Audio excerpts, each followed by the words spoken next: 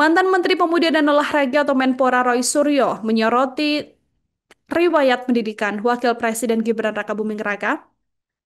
Ia meragukan soal penyetaraan ijazah putra sulung Joko Widodo tersebut yang disebut Roy Suryo cukup janggal. Karena menurutnya riwayat pendidikan Mas Gibran dari jenjang SD SMP ini relatif jelas, tapi kemudian muncul kejanggalan ketika masuk ke jenjang SMA.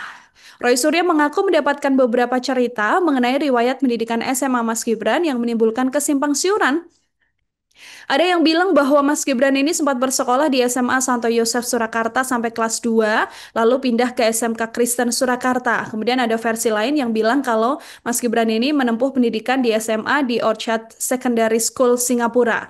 Tapi nggak cuma di situ aja, Roy Suryo ini bilang ada kejanggalan lain yang mengatakan soal pendidikan universitas dari Mas Gibran, karena Roy Suryo menyoroti ijazah Gibran yang diterimanya dari Program Management Development Institute of Singapore yang berafiliasi dengan University of Bradford di Inggris.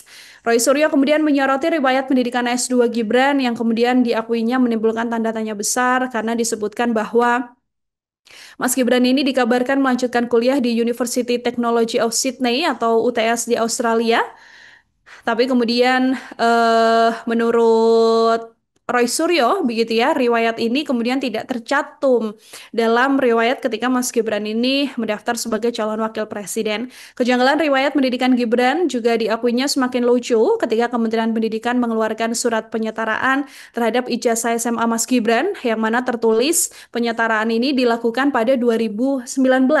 Isi surat ini mengatakan Mas Gibran telah menyelesaikan program grade 12 di University Technology of Sydney pada 2006 dan disetarakan setingkat SMK Peminatan Akuntansi dan Keuangan. Roy Suryo bilang Tribuners kalau kemudian lulus di tahun 2006, kenapa penyetaraan ini baru muncul di tahun 2019.